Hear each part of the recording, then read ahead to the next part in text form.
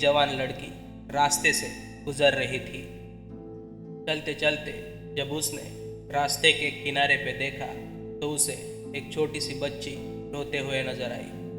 वो छोटी बच्ची रास्ते के किनारे पे मौजूद फुटपाथ पे बैठे हुए जोर जोर से रो रही थी।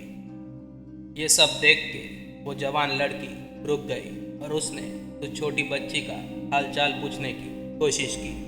रोती हुई उस छोटी बच्ची ने कहा कि वो हो गई है। फिर उस छोटी बच्ची ने उस जवान लड़की से पूछा कि क्या वो उसका घर ढूंढने में उसकी मदद कर सकती है। उस जवान लड़की ने मुस्कुराते हुए हाँ कहा। उस जवान लड़की को उस छोटी बच्ची पे बहुत दया आ रही थी। वो सोच रही थी कि भला इतनी मासूम और प्यारी बच्ची को यहाँ अकेले कौन छोड़ के गया होगा। सोचते सोचते उस जवान लड़की ने उस छोटी बच्ची से पूछा कि क्या वो उसके घर का पता बता सकती है। जवाब में उस छोटी बच्ची ने अपने घर का पता बखूबी बता दिया। ये देख उस जवान लड़की को बहुत आश्चर्य हुआ कि इतनी छोटी बच्ची को अपने घर का पता बखूबी याद है। साथ में उसे थोड़ी खुशी भी हुई क्योंकि उसका काम अब आसान हो चुका था। कुछ देर चलने के बाद वो दोनों उस छोटी बच्ची के घर पहुंच गए।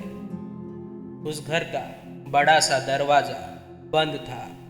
उस छोटी बच्ची ने डोरबेल की तरफ इशारा करते हुए कहा, प्लीज़ वो डोरबेल बजा दो, फिर मेरी मम्मी दरवाज़ा खोलेगी। उस जवान लड़की ने बिना कुछ सोचे डोरबेल बजाने की कोशिश की। जैसे ही उसने डोरबेल को छुआ, बिजली का एक तेज झटका उसे लगा और वो बेहोश हो गई। बहुत देर बाद जब उस जवान लड़की को होश आया तो वो एक खाली कमरे में थी। वो लड़की अब पूरी तरह से नग्न अवस्था में थी।